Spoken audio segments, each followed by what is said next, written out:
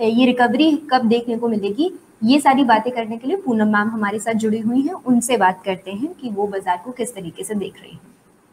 Very good morning Poonam ma'am. Good morning Shivani, how are you doing?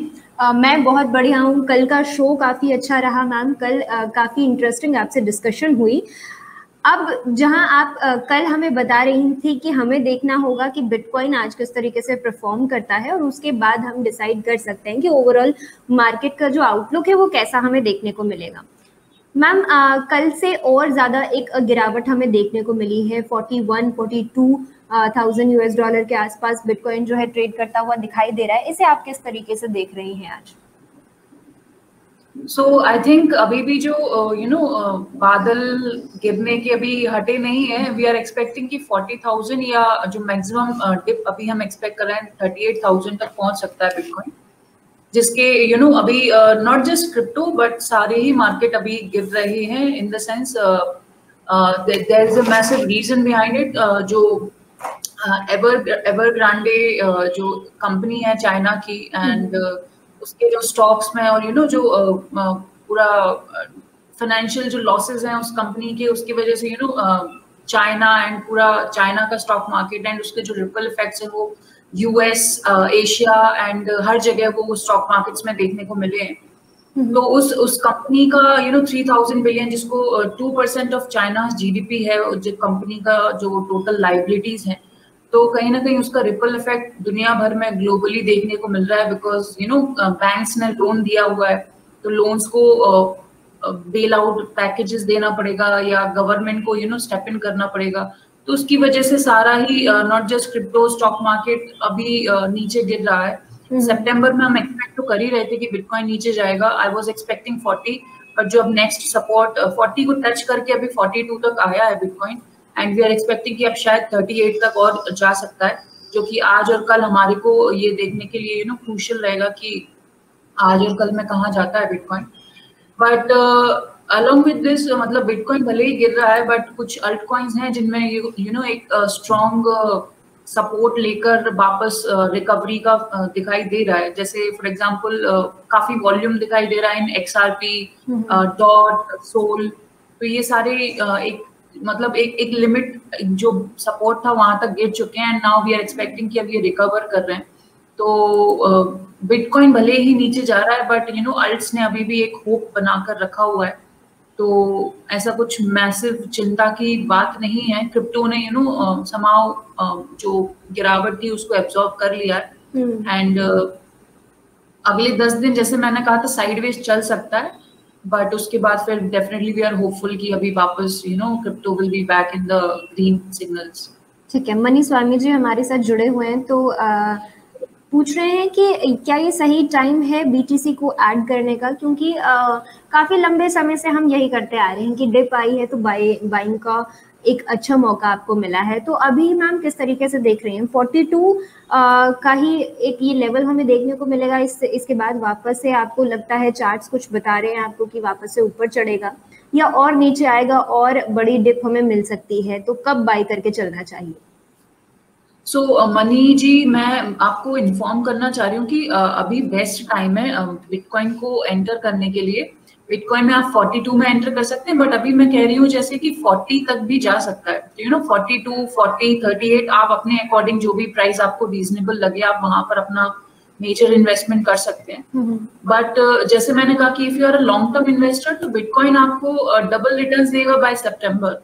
But कुछ alt coins हैं जो कि 5 times 10 times भी रिटर्न दे जाएंगे। तो आई वुड सजेस्ट कि आप जो अपना पूरा इन्वेस्टमेंट बैग है उसको सिर्फ बिटकॉइन से ही ना भरें, उसमें आप अल्ट कॉइन्स भी डालें, जैसे कि एफटीटी टोकन हुआ, लिंक टोकन हुआ, डॉट एंड अदा Cardano and all these tokens आप उनमें इन्वेस्ट कीजिए, एंड अपने जो बैग है उसको डाइवर्सिफाई कीजिए। बिकॉज बिटकॉइन आपको सिर्फ डबल रिटर्न्स देगा, बट जो bitcoin is great for trading, मतलब 4-4 हजार का आपको डायरेक्ट डंप मिलता है, तो एक गुड अमाउंट आप कैप्चर कर सकते हैं उससे। ट्रेडिंग के लिए बिटकॉइन इज गुड, बट अगर आपको लॉन्ग टर्म इन्वेस्ट करना है तो अल्ट कॉइन्स आपको मल्टीपल रिटर्न्स देंगे।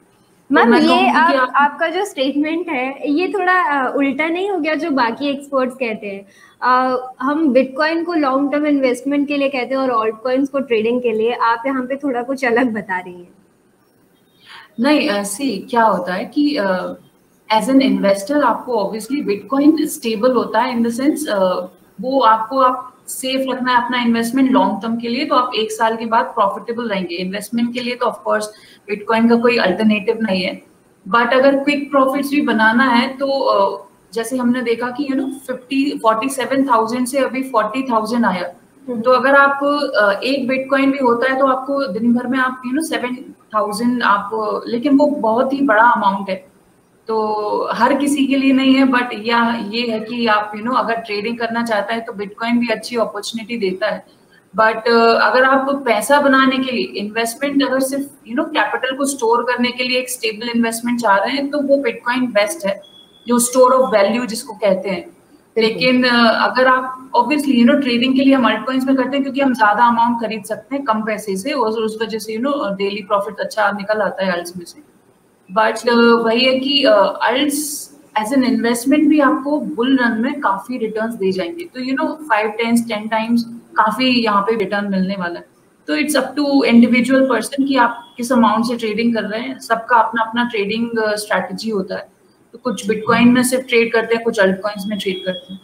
ठीक है, तो यहाँ पे स्टोर ऑफ वैल्यू का जो कॉन्सेप्ट है वो आ जाता है कि अगर आप स्टोर ऑफ वैल्यू के तौर पे बिटकॉइन को देख रहे हैं तो वो काफ़ी अच्छे रिटर्न्स आपको दे देगा लॉन्ग टर्म में। वहीं आप अगर 1 साल के लिए कोई इन्वेस्टमेंट करना चाह रहे हैं, 6 महीने के लिए कोई इन्वेस्टमेंट करना चाह रहे हैं, तो आप ऑल्ट कॉइन की तरफ जा सकते हैं। ऑल इन ऑल ये हम समझे हैं मैम की बात से। ठीक है मनी स्वामी, एक का जो दूसरा सवाल आ रहा है, डीफाई का कोई नया कॉइन जिसपे हमें नजर रखनी है या जिसे ऐड किया जा सकता है इस टाइम पे? आई थिंक इजी, मैंने जैसे पहले बताया था, इजी आप ऐड कर सकते हैं, पर्प आप ऐड कर सकते हैं, एंड कोई नया कॉइन तो मैंने अभी देखा नहीं है, but crore is also giving good returns, KAR। तो आई थिंक वो बाइनेंस पे शायद आपको ना मिले, बट कोई नया टोकन नहीं है, जो ऑलरेडी टोकन चल रहे हैं आप उन्हीं को ऐड करते जाइए, एंड वही आपको हमेशा by the end of the year profitable position में रखेंगे। एंड आई वुड सजेस्ट कि जो ऑलरेडी स्टडीड कॉइन्स हैं आप उन्हीं में इन्वेस्ट कीजिए इंस्टेड ऑफ गोइंग फॉर नया कॉइन। जो already XRP, Matic, they are doing good, काफी 24 आवर्स में काफी वॉल्यूम मिला, तो आप इन कॉइन्स में आ सकते हैं। बाकी क्योंकि अभी मार्केट थोड़ा अनस्टेबल है और ये जितने भी ग्लोबल फाइनेंशियल क्राइसिस अभी मार्केट में चल रहे हैं, तो उसकी वजह से और ज्यादा अभी स्ट्रांगली नहीं कहा जा सकता कि एग्जैक्टली क्या पोजीशन होगी 1 महीने के बाद क्रिप्टो में या बाकी स्टॉक मार्केट्स में। तो आई वुड सजेस्ट कि अगर आप काफी समय से इन्वेस्ट करते आ रहे हैं तो आप अपना कुछ प्रॉफिट बुक करके रखिए, सारा पैसा क्रिप्टो में ना डालें, बिकॉज एक रिस्क मैनेजमेंट भी करके चलना पड़ता है। बिल्कुल। तो सजेस्ट कि आप लॉन्ग पोजीशंस अपनी होल्ड करके रखिए, बट कुछ अगर प्रॉफिट थे तो कुछ प्रॉफिट्स को आप बुक भी कर लीजिए, बिकॉज अभी थोड़ा रिस्की टाइम चल रहा है। ठीक है, तो रिस्की टाइम चल रहा है। यहाँ पे एक अच्छी एडवाइस मैम की तरफ से आती हुई कि प्रॉफिट बुकिंग भी आपको साथ साथ करते हुए चलना है। जो कॉइन्स कल अगर हम बात करें, कल हमने जिस तरीके की एक अच्छी डिस्कशन की नए गेमिंग कॉइन्स पर, वहाँ पे आपको मौका मिल रहा है। ऐसे जो भी आपको मौके एक्सपर्ट्स ढूंढ के देते हैं जहाँ पे आप इन्वेस्ट कर सकते हैं और प्रॉफिट कमा सकते हैं, तो जब आपको प्रॉफिट मिलने लग जाए तो उसे निकालना भी ज़रूरी है। हमारे एक दूसरे एक्सपर्ट हमारे साथ जुड़ते हैं, ऐश्वर्या गुप्ता, उन्होंने भी यही बताया था कि जब आपको प्रॉफिट मिलने लगे क्रिप्टो में तो प्रॉफिट को बुक करना आपके लिए बहुत ज़्यादा ज़रूरी हो जाता है, क्योंकि क्रिप्टो मार्केट जो है बहुत ज़्यादा वॉलेटाइल होती है। तो अपना जो प्रॉफिट है उसे आप जितना भी परसेंटेज निकालना चाहते हैं वो निकालिए। अगर बाकी का आप इन्वेस्टेड रहना चाहते हैं तो आप ज़रूर रहिए, लेकिन कुछ प्रॉफिट भी आप निकाल के चलिए। ये एक अच्छी स्ट्रैटेजी हो सकती है सभी हमारे जो भी ट्रेडर्स हैं, जो भी इन्वेस्टर्स हैं, उनके लिए। ठीक कह रही हूँ मैम? यस, ठीक है मैम, आगे बढ़ते हैं। जिग्नेश जी ट्रॉय पर राय जानना चाह रहे हैं, इसे फॉलो करते हैं क्या आप अभी? ट्रॉय में मैंने अभी ट्रेड तो नहीं किया है, I will just see the charts, and charts देख के मैं बताती हूँ। तो ट्रॉय अभी मूविंग एवरेज को टच करने वाला है, तो अभी मैं एक्सपेक्ट कर रही हूँ कि थोड़ा और नीचे जा सकता है। एंड 0.0104 तक जा सकता है। तो आई वुड सजेस्ट कि अभी थोड़ा और, अगर आप एंट्री लेने के लिए वेट कर रहे हैं तो थोड़ा और वेट कीजिए। एंड जैसे ही आपको राइट पोजीशन मिले, मूविंग एवरेज इसका 107 पे सपोर्ट बता रहा है, 0.107, तो वहां पर आप उसमें राइट एंट्री ले सकते हैं। बाकी अगर आपको अभी आज के लिए कोई एंट्री के लिए देख रहे हैं पोजीशन, तो आई वुड सजेस्ट कि एफटीटी में आप एंट्री ले सकते हैं। कौन सा कॉइन? अपना एफटीटी। एफटीटी, ठीक है। सो एफटीटी आई थिंक अभी अपना सपोर्ट को काफी अच्छे से होल्ड किया हुआ है। एंड अभी राइट नाउ 55 पर है। 55 से आप अपना टारगेट, अगर स्पॉट ट्रेड में ले रहे हैं तो आप अपना टारगेट 70, 80, 90 लेके चल सकते हैं। एंड सो मतलब इसमें अभी काफी अच्छा टाइम है, सपोर्ट पर ही है। और दूसरी बात ये है कि अगर बिटकॉइन 38 तक भी गया तो ज्यादा नीचे जाने को नहीं मिलेगा। एफटीटी अभी स्ट्रॉन्ग होल्ड किए हुए। ठीक है, ये स्ट्रॉन्ग होल्ड किया हुआ है। मैम अगर अभी पोजीशन बनाते हैं तो जो टारगेट्स आप बता रही हैं वो हमें कब तक देखने को मिल सकेंगे इस कॉइन में? एफटीटी में ये टारगेट्स देखिए, मतलब एग्जैक्ट टाइम तो नहीं बता सकती, मार्केट डिसाइड करेगा कि वो किस तरीके से जा रहा है। अगर मार्केट अपना बुल रन कैप्चर करता है तो विद इन 1 वीक आपको ये देखने को मिल जाएगा। और अगर मार्केट थोड़ा अभी अगले 10 दिन तक मतलब साइड वाइज चलेगा तो फिर 15 से 20 दिन या 25 दिन भी लग सकते हैं। तो 1 मंथ के अकॉर्डिंग हाँ, बिल्कुल ज्यादा से ज्यादा 1 महीने के लिए ये एक अच्छा कॉइन। इस पर वापस रिवीजन करेंगे हम 1 महीने के बाद। मैम से जानेंगे जिस तरीके से हम हमारी सभी एक्सपर्ट से रिवाइज करते रहते हैं, उन्होंने जो कॉइन्स हमें सजेस्ट किए हैं। यहाँ पर एक दूसरा सवाल आ रहा है, टेरा कैसा दिखाई दे रहा है मैम? टेरा लूना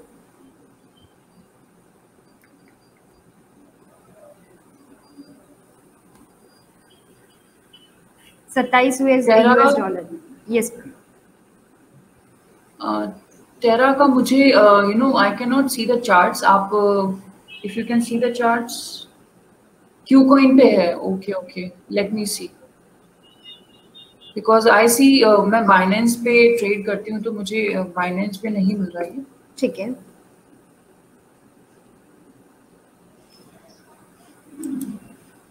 टेरा भी अपने जो प्रीवियस लेवल्स हैं सपोर्ट के वहीं पर है। एंड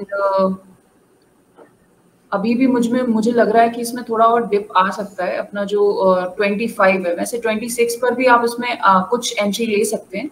और बाई चांस अगर मार्केट नीचे जाता है तो फिर आपको 25, 24 तक और नीचे देखने को मिल सकता है। तो ऑल इन ऑल अगर स्पॉट ट्रेड ले रहे हैं तो इट्स अ सेफ एंट्री, आप अभी भी ले सकते हैं। एंड वॉल्यूम भी बहुत ज्यादा नहीं है, तो आई वुड सजेस्ट कि थोड़ा वेट कीजिए। 25, 24 तक आप वेट कीजिए। तो अगर वॉल्यूम अच्छा दिखता है तो फिर आप, वॉल्यूम बहुत ही डिसाइसिव है ट्रेड लेने के लिए। तो इसमें अभी मुझे वो उतना वॉल्यूम नहीं दिखाई दे रहा है। तो आप कोशिश कीजिए कोई और टोकन्स में एंट्री ले सकते हैं। मैटिक में आप एंट्री ले सकते हैं अभी। ठीक है, तो मैटिक में एंट्री ली जा सकती है। मैटिक पर काफ़ी अच्छी डिस्कशन हो भी चुकी है। इस पे एक सवाल आया था, शायद वो मैं आपसे पूछना भूल गई थी। हमारे साथ एक व्यूअर मौजूद थे, वो जानना चाह रहे थे कि क्या वो 1 लाख रुपए मैटिक में इन्वेस्ट कर सकते हैं इस टाइम पे? जी बिल्कुल, मैटिक में आप कभी भी कितना भी अमाउंट डाल सकते हैं एंड मैटिक आपको कभी भी निराश नहीं करेगा।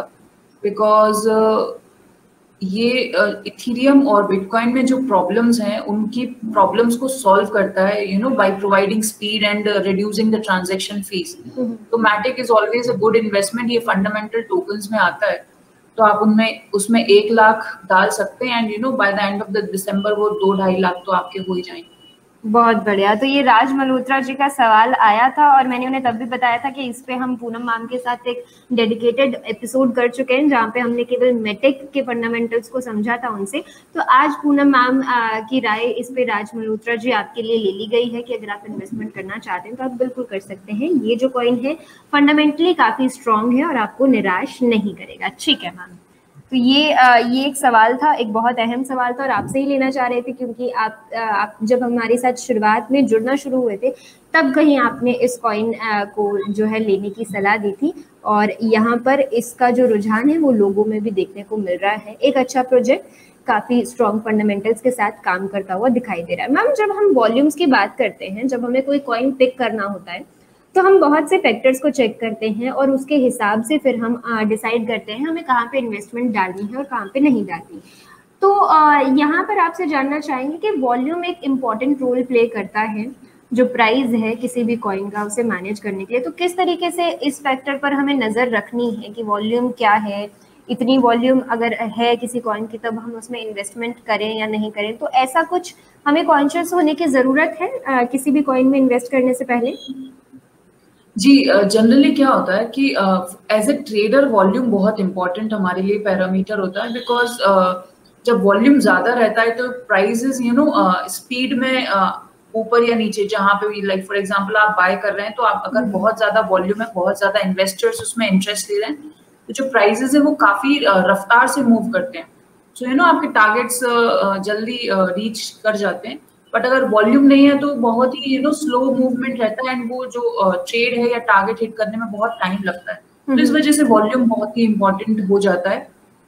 And chart volume is one of the factors. उसके अलावा आपको मूविंग एवरेजेस भी देखना है, एंड कोशिश कीजिए कि जो मिलियंस में जो वॉल्यूम है, जहाँ जिन टोकन्स में मिलियंस में वॉल्यूम रहता है, वो बेसिकली उनमें वॉलेटिलिटी काफी ज्यादा देखने को मिल जाती है। वॉल्यूम से वॉलेटिलिटी मिलती है। अगर वॉल्यूम नहीं होगा तो फिर वो एक स्लो रफ्तार में अपनी ही एक साइड वाइज मूव करता रहता है।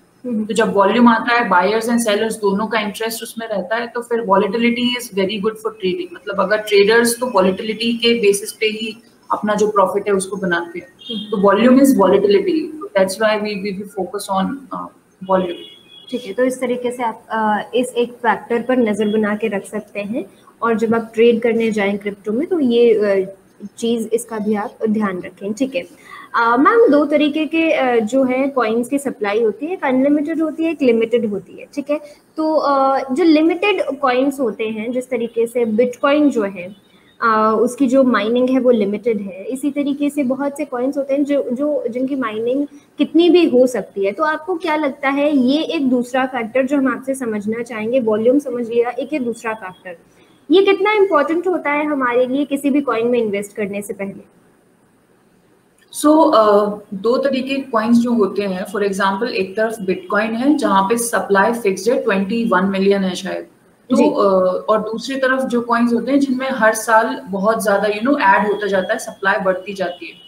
तो जो बिटकॉइन है उसको हम स्टेबल कॉइन क्यों कहते हैं? Like in the long run, जब सप्लाई कम होती जाएगी, डिमांड बढ़ती जाएगी, किसी भी, लाइक फॉर एग्जांपल कोई भी चीज हो, जब सप्लाई लिमिटेड होती है और ज्यादा लोग उसको जब बाय करने की कोशिश करते हैं तो उसकी प्राइसेस बढ़ती है।